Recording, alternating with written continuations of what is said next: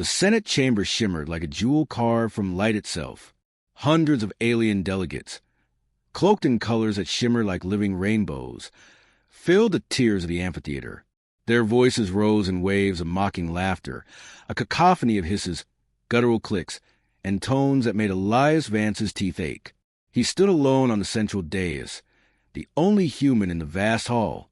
His boots clicked on the smooth obsidian floor, the sound swallowed almost immediately by the towering crystalline dome overhead. He kept his back straight and his jaw tight. Every instinct told him not to flinch, not to show even a sliver of weakness. Defenses. High Chancellor Clarus' voice cracked through the hall, like a blade scraping against stone. His scaled, golden exoskeleton glinted under the chamber's light. The creature leaned forward, mandibles curling into a shape almost like a grin. Your planet would crumble under a single patrol frigate. You dare come here to request sovereignty. The delegates erupted again. Their laughter was not playful. It was the sound of predators baring teeth. Elias said nothing. He had learned long ago that silence could cut sharper than any retort. A long breath filled his lungs as he scanned the room. Some species here looked like living statues of ice. Others resembled storms wrapped in armor. 1,000 civilizations stared at him, united by one belief. Humanity was beneath them. Cthar slammed a clawed hand against the table. You will dismantle your so-called weapons grid around your planet. The Union of Stars will not allow an uncivilized world to hoard dangerous toys. Elias's voice came calm and measured, the tone of a soldier who had faced down death more times than he could count. Earth would decide its own defenses. We will not disarm. A ripple of scorn ran through the chamber. A three-eyed delegate from the Threll collective hissed, its translucent head tentacles coiling in irritation. You misunderstand your position. Human, you are guests in this galaxy. You do not dictate terms. Guests? Elias allowed a sharp smile to flicker across his face. We didn't ask for an invitation. The translator drones buzzed to life, rendering his words into dozens of alien tongues. A low murmur followed.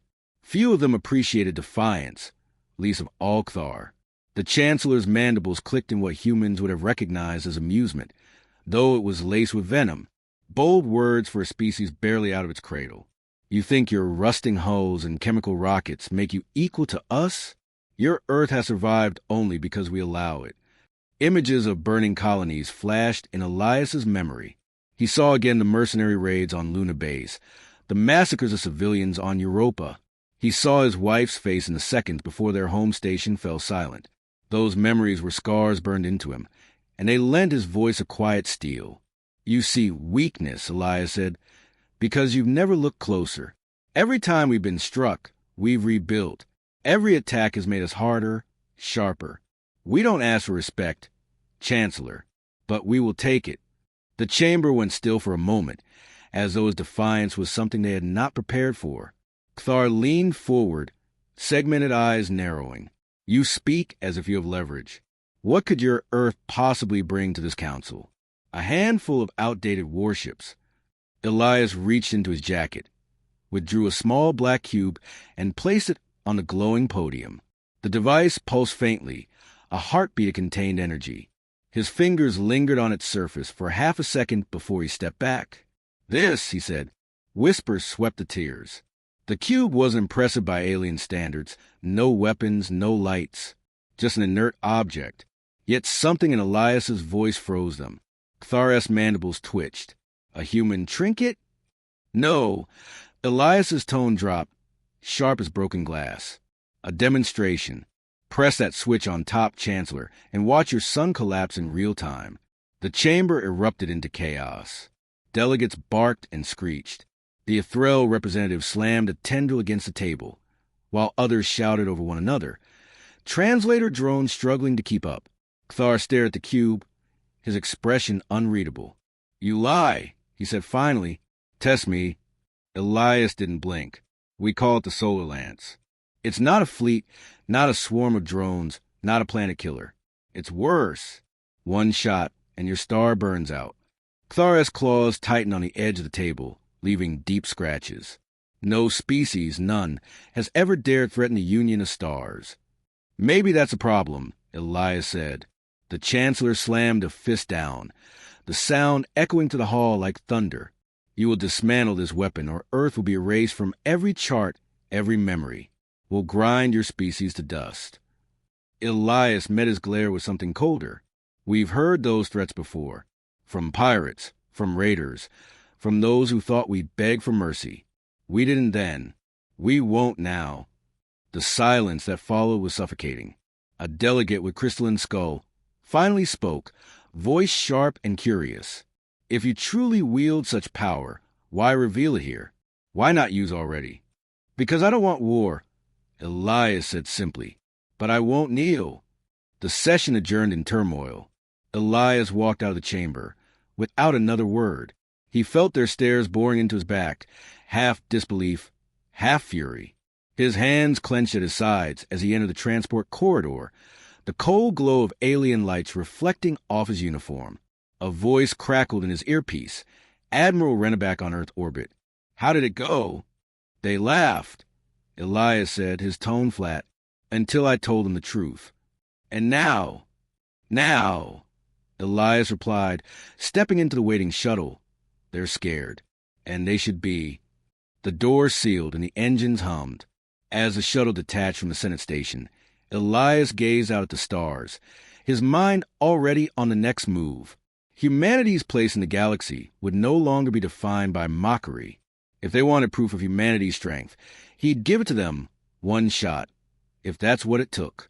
The shuttle pierced the upper layers of Earth's orbit, its hull gliding past a sprawling lattice of defense platforms that circled the planet like an iron halo. From the viewport, Elias Vance watched the structures gleam under the distant light of the sun, silent, patient sentinels ready to respond at a moment's notice. Each carried humanity's most advanced rail batteries, missile silos, and interceptor drones. But none of those mattered compared to the weapon buried deep within Orbital Station Atlas.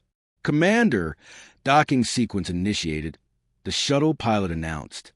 Elias stood, smoothing the creases of his dark uniform. The black patch on his shoulder bore a simple emblem, a white spear piercing through a ringed star. It was a symbol of Project Solar Lance, classified, unacknowledged outside a handful of people on Earth and Mars. The docking clamps secured with a thud. As the airlock hissed open, Elias stepped onto Atlas's steel floor. The corridor smelled faintly of ozone and machine oil, the scent of a station that never truly slept. Engineers hurried past, their faces pale from long hours, their hands smudged with grease and carbon dust. Waiting for him near the command deck was Dr. Sanaa Iqbal, chief architect of the Solar Lance. Her presence was as sharp as her mind. Short black hair tucked behind her ears, brown eyes lit with a mixture of exhaustion and defiance. "You stirred up the galaxy, didn't you?" she said, walking beside him as they moved down the hall. "They laughed," Elias replied. "And then they stopped. I'd like to think the threat wasn't empty." His gaze was steady. "You know it wasn't." She nodded but said nothing more, as if acknowledging the weight of what they had built was already too much to carry in words. The command deck of Atlas was a cathedral of steel and screens, its panoramic windows offering a breathtaking view of the blue curve of Earth below. In the center stood the console that controlled the Solar Lance, a polished obsidian panel embedded with faintly glowing circuits. Colonel Darien Cole, the operations officer, straightened as Elias entered. "Commander, the weapons core is stable. We've run 3 successful simulations since your departure." "Show me." Cole gestured to the central display. The screen lit up with a holographic starfield, then zoomed in on a barren, lifeless moon in a distant sector. "We fired at this rock yesterday," Cole explained. "A single shot at half capacity. Watch." The recording began. A thin, brilliant line of energy lanced out from Atlas, slicing through the vacuum like a beam of concentrated sunlight. A second later, the moon fractured, cracked open like brittle glass. Chunks of rock spun into space, glowing molten at the edges, reduced to fragments within moments. Even though he had seen it before, Elias felt the same sharp chill creep up his spine. It was a weapon beyond anything humanity had ever imagined, both a shield and a curse. Iqbal folded her arms. The energy compression chamber held this time. No core bleed, no destabilization. She glanced at Elias. We're ready. But you know as well as I do, once this thing fires in a populated system, there's no turning back. I know. His voice was quiet but firm. Elias left the command deck and walked through the observation corridor. Below him, engineers moved like ants around the Solar Lance's core housing, a massive column of shimmering alloy that pulsed faintly with stored energy. The weapon stretched deep into the station's structure, a spear of unimaginable power designed for one purpose: to collapse the magnetic field of the star. He remembered the day the project began. It wasn't born from ambition, but desperation. After decades of humiliation, raids, massacres, and treaties written in alien blood, they had decided enough was enough. Humanity couldn't match the numbers of the alien fleets, but they could create something so devastating no one would dare touch them again. His comm link buzzed. "Commander," Cole's voice said, "we have movement on long-range scans. A fleet of 30 vessels just broke off from the Trask border. Trajectory suggests they're heading our way." "Time?" Elias asked. 5 days, maybe less if they push their engines. Iqbal joined him near the viewport, tension in her face. "They didn't waste time, did they?" Kthar asked, making his move. "Then we'll make ours." Elias turned from the window. "Run another live test. Maximum output this time." The firing chamber was silent, except for the hum of energy charging the Lance's core. Elias stood on the observation deck with Iqbal and Cole, watching the screens as the weapon's power reached critical levels. "Target locked," Cole reported. "Uninhabited star system. 2 light years from Proxima. Ready on your command." "Fire." The room trembled as the Lance unleashed its fury. A white-hot beam erupted into the void, disappearing into the darkness of space. Seconds later, the feed from the observation drones showed a distant star flaring unnaturally bright. Then, as if snuffed out by an invisible hand, it dimmed to nothing. The entire system fell into darkness, its planets freezing instantly without the light of their sun. The silence that followed was absolute. Iqbal's breath caught.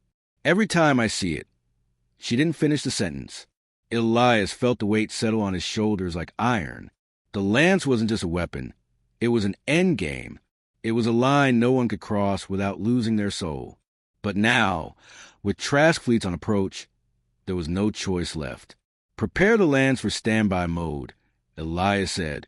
"If Kthar wants to test our resolve, we'll show him what one shot means." Later, in his quarters, Elias sat alone, staring at the holographic image of Earth spinning above his desk. He reached out and touched the projection, as though he could feel the warmth of its oceans and forests. He thought of his wife and daughter, gone in the fire of an alien raid years ago. "Never again," he whispered. The door chimed. Iqbal stepped inside without waiting for permission, a datapad in hand. "There's one more thing you need to see," she said. "What now?" She handed him the pad. A transmission log flickered across the screen. Intercepted communications between Trask ships. Their orders were clear: disarm Earth or reduce it to ash. Elias set the pad down, his expression unreadable. "Then they've made their choice." Iqbal hesitated. "And you? Are you ready to make yours?" His eyes hardened. "I've been ready since the day they killed my family."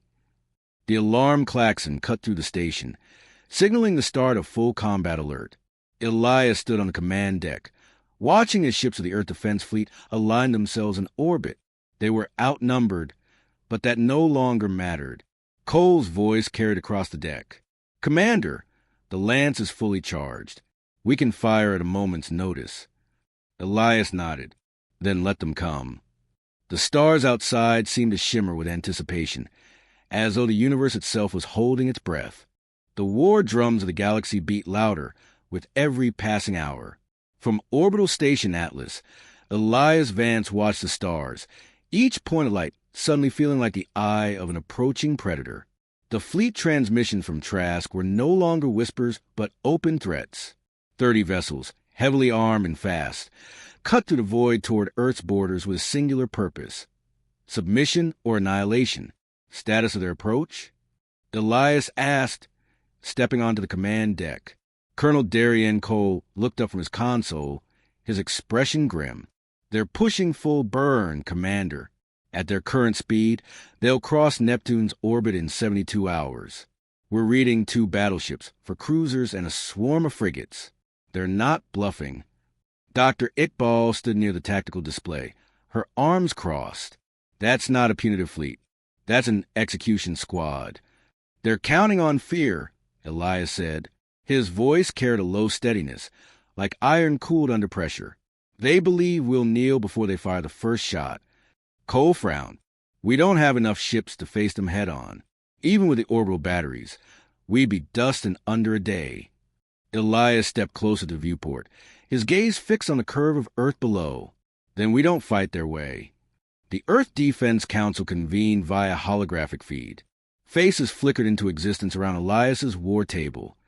Generals, politicians, and scientists from across the globe. Their voices overlapped, a storm of fear and defiance. "This is reckless, Vance," shouted Councilor Ortega, his image jittering from the satellite lag. "We've barely tested the solar lance. Do you want to wager humanity's survival on an unproven weapon?" "It's not unproven," Elias replied. "You've all seen the tests. Tests on uninhabited moons." Ortega's voice cracked. "This is different. This will ignite a war we can't survive." Elias leaned forward, his tone like a blade drawn across stone. "We are already at war. We just haven't chosen to fight back." The council chamber went quiet. Even through the feed, Elias could feel their hesitation. He spoke again, his voice lower but sharper. "I've seen what happens when we bow. I've buried my family because of it. We either draw the line now, or we'll spend the next century crawling through the ashes of what we used to be." There were no further objections. Later, standing before his officers on Atlas, Elias addressed the crew. Every set of eyes on him reflected both fear and resolve. "Trask believes we'll fold. They think humanity is a footnote in their history." Elias began. "They're wrong. We've been underestimated since the first day we left Earth's atmosphere. We've been mocked, rated, and treated like children playing with tools we don't understand. But we do understand. And we built something that will make them think twice before they ever look down on us again." The room was silent, every word hanging in the charged air. "We're not asking for war," Elias continued. "But if they force our hand, we'll show them what happens when humanity is cornered." Cole spoke up, his voice steady. "Commander, the crews are ready. They'll follow your lead." Elias gave a single nod. "Then we hold the line. Prepare defensive grids. Keep the lance at full charge." That night, Elias found a rare moment of solitude in the observation deck. Earth glowed beneath him, its oceans and cities twinkling like jewels in the dark. It was beautiful, fragile, and yet unyielding. He thought of his daughter's laughter, a memory that cut sharper than any wound. She would have been 17 now. Would she have understood why her father had turned into the man standing here? Footsteps broke his thoughts. Dr. Iqbal approached, her face softened by the pale glow of the stars. "You didn't sleep again." "Sleep can wait."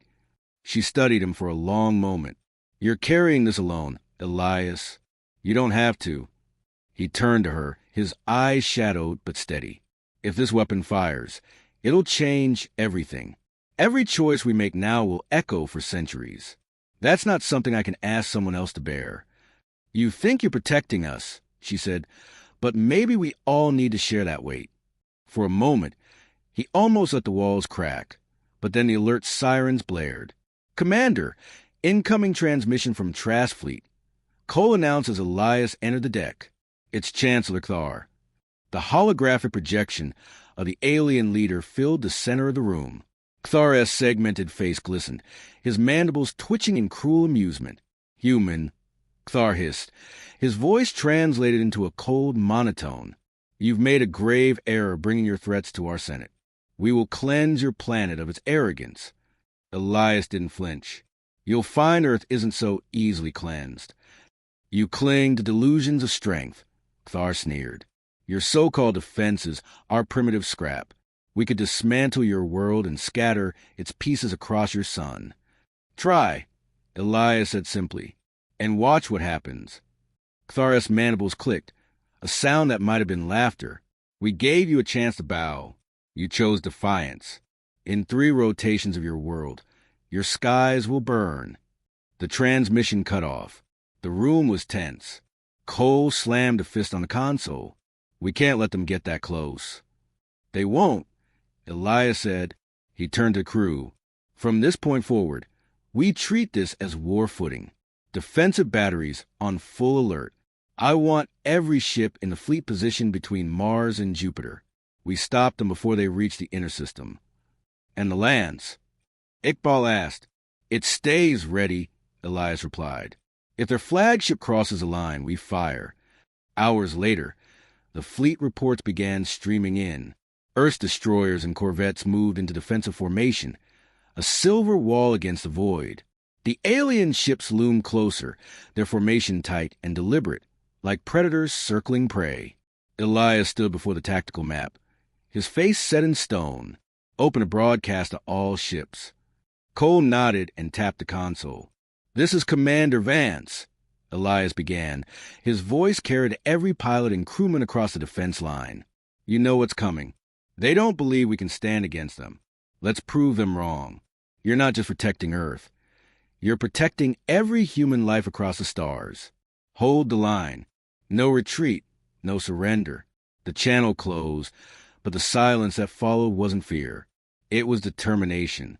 The black of space above Mars shimmered with distant starlight, but closer to the red planet, the void was alive with motion. Alien warships, their hulls curved like predatory blades, advanced in tight formation. Their engines burned with a pale green glow, casting an eerie light over the cold expanse. From the command deck of Orbital Station Atlas, Elias Vance studied the tactical display. The enemy fleet was close enough now to appear on the visual feed. 30 vessels arranged like a net, spreading wide to envelop the human defenses. Range to the lead battleship? Elias asked. 14 million kilometers and closing fast. Colonel Cole answered, his tone clipped but calm. Their forward batteries are active. We'll be in firing range in 30 minutes. The station vibrated slightly as the Earth defense fleet maneuvered into position. On the holomap, the slender silhouettes of human destroyers formed a thin barrier near Mars's orbit. Their engines burned bright against the void, ready to fight despite the odds. Dr. Iqbal stood at Elias's side, her arms crossed tightly. If they break through the line, Atlas becomes a sitting target. The Lance will be vulnerable during its charge cycle. Elias's gaze never wavered from a map. Then we won't let them break through. The first wave hit like a hammer. From the alien cruisers came torrent of energy fire, arcs of green plasma slashing across the black. Earth's destroyers countered, railgun slugs tearing to the void at hypersonic speeds. The impact flashes were small but brutal, metallic debris blooming like deadly flowers. Destroyer Vigil reports heavy damage, shouted an officer at the console. Shields collapsing on Argus. Order Argus to fall back to reserve formation, Elias commanded. Redirect the interceptor drones to cover their retreat. Keep the line intact. On the external feed, a human corvette exploded into a brilliant sphere fire, its remains scattering silently through space. A grim stillness settled over the deck for a heartbeat. Cole clenched his fists. We can't keep this up. Their firepower's too heavy. Elias looked toward the Solar Lance's control console. Then we end this. How long to full charge? 8 minutes at maximum output, Iqbal replied, fingers flying across her datapad. Once we fire, the core will need hours to stabilize. We'll only get one shot. One is all we need, Elias said. The alien fleet pressed closer. 2 human destroyers burned, their hulls torn open. Drones swarmed in desperate patterns, intercepting missile barges meant for Atlas. The station trembled with each shockwave. Enemy flagship identified, Cole announced. The image of a massive, spiked vessel filled the screen, a warship the size of a city with armor plates thicker than any human weapon could pierce. Trask warship Dominion. Elias's jaw tightened. Lock the Lance on Dominion. Prepare for manual fire control. Iqbal shot him a look. Manual? Elias. If we miscalculate by even a fraction, we could destabilize the core. Then don't miscalculate, he replied without hesitation. The charge sequence began. On the station's lower decks, the Lance's energy chambers glowed like caged stars, their hum reverberating through the metal hull. Conduits pulsed with power, the weapon gathering strength in an almost living rhythm. The deck lights dimmed slightly as the energy draw intensified. 5 minutes to full charge, Iqbal reported, voice steady but tense. The alien fleet must have sensed the threat. Their ships broke formation, angling toward Atlas in a spearhead attack. "Commander, they're going for the station directly." "Cole Bart, order our ships to cover the Lance at all costs," Elias said. His voice carried the weight of finality, no matter the price. The enemy's assault was relentless. Plasma fire hammered the outer defenses, ripping through drones and tearing the shields from a destroyer that spun helplessly before exploding into fragments.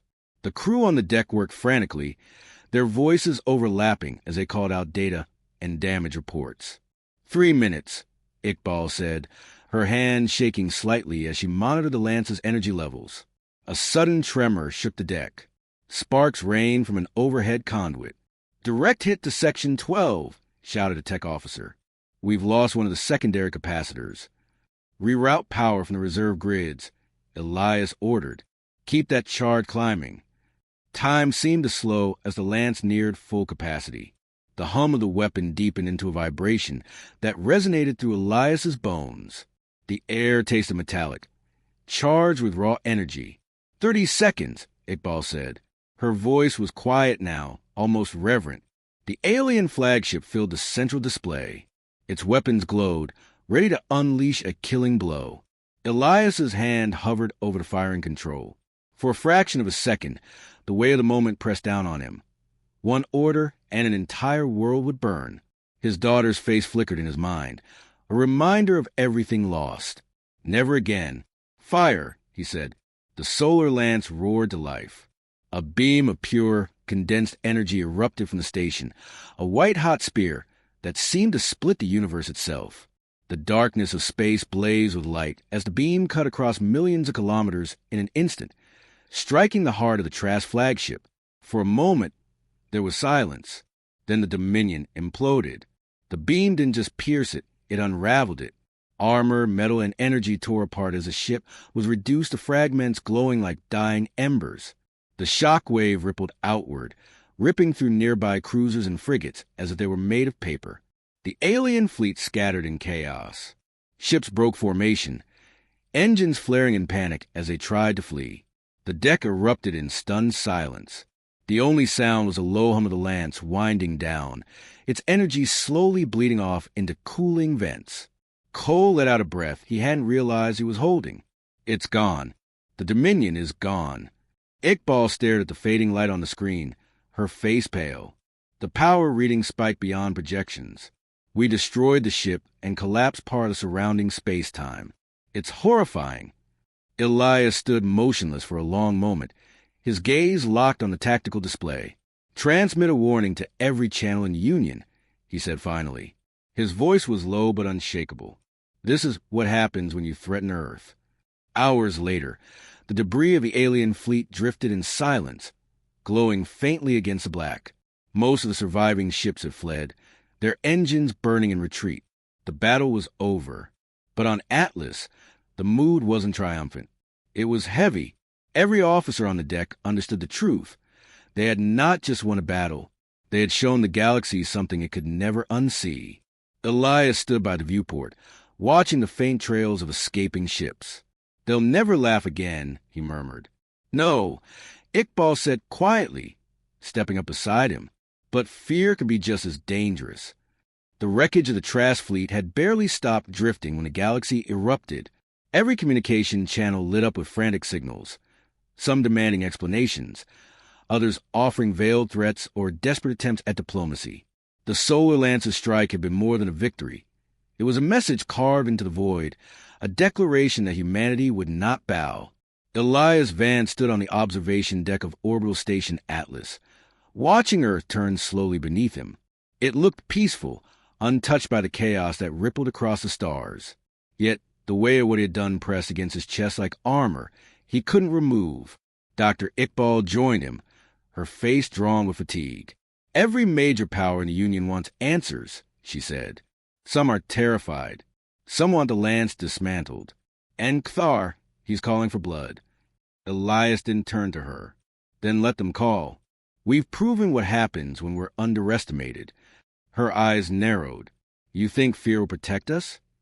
It's the only language they understand. Within hours, a special session of the Galactic Senate was convened on Serion Prime. This time, Elias didn't arrive as a ridiculed outsider.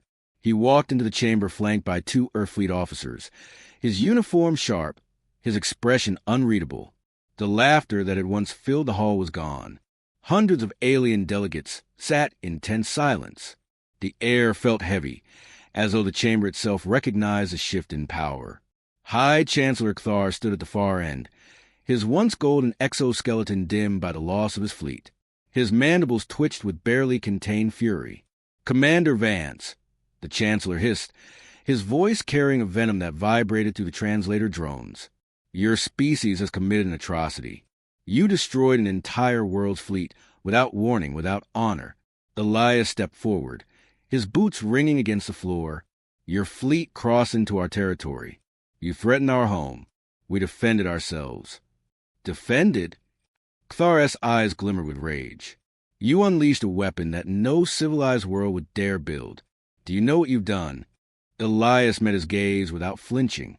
"Yes, I showed you that humanity will not be bullied or erased. You wanted to test us. Now you know the cost."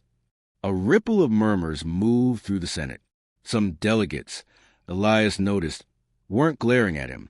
They were watching him with something resembling respect, or perhaps fear, which was close enough. A crystalline being from the mere collective leaned forward. "Human, what is this weapon you wield? Could it strike any star?" "It's called a solar lance," Elias said evenly. "And yes, any star, any system." The murmurs grew louder. Kthar slammed his clawed fist on the table. "You threaten the balance of the Union. No single species may hold such destructive power." Elias let a thin, cold smile flicker across his face. Maybe the balance needed to change. The debate raged for hours. Aliens shouted accusations and warnings, while others quietly suggested new terms for Earth's inclusion in the Union. Through it all, Elias remained composed, speaking only when necessary. At one point, a delegate from the Shiren swarm turned to him. "You forced the galaxy to take you seriously," the insectoid said. "But fear is a dangerous throne. How long before they come for you, in numbers you can't match?" Elias didn't answer right away. He thought of the engineers on Atlas, of the fleet scattered across the inner system, of the ordinary people on Earth who had no idea how close they had come to extinction. Then he said, "We'll meet them with the same resolve we always have. We survive. That's what we do." When the Senate adjourned, Kthar cornered him in the corridor. The Chancellor's guards bristled, but Kthar waved them back. "You think this ends here, human?" he hissed. "You humiliated me. You destroyed my flagship and slaughtered my warriors. I will see your world burn for it." Elias took a slow step closer until they stood eye to eye. "Then you'll see your own stars burn first. I don't want war, Chancellor, but if you bring it, I'll make sure Trask doesn't exist to fight it." For a moment, Kthar's mandibles twitched, then curled inward. Without another word, he turned and stormed away. Back on Atlas, the mood was different. The crew no longer carried the weight of mockery. They carried the burden of having changed history. News feeds from Earth were already calling Elias a hero. Some called him a monster. He didn't care. Heroes and monsters were often the same, depending on which side of the gun you stood. Dr. Iqbal found him alone again, staring at the stars. "They'll come for the lance," she said quietly. "Maybe not today, maybe not tomorrow, but they will. It's too powerful to let one species hold it." Elias didn't look at her. "Then they'll come, and we'll be ready. Do you even hear yourself?" Her voice sharpened. "We built that weapon to prevent war, not to start an arms race that could end every star in the galaxy." He turned to her then, his expression softer than she expected. "I know what it is, Sanaa. I know it's dangerous. But what's more dangerous? Having it, or being powerless when someone like Kthar decides we're expendable?" She didn't answer. Later, Elias addressed the Earth Defense Council again, this time with the full authority of someone who had reshaped the galaxy's perception of humanity. "We have their attention," he told them. "Now we use it. No more begging for recognition. No more treaties written in someone else's terms. We take our seat at the table as equals or not at all." The counselors were silent. For once, no one dared argue. That evening, Elias stood on the highest observation platform of Atlas. The station rotated slowly, revealing the blue and white beauty of Earth below, untouched by the violence beyond its skies. Dr. Iqbal joined him once more, holding 2 glasses of water. "We survived," she said, handing him one.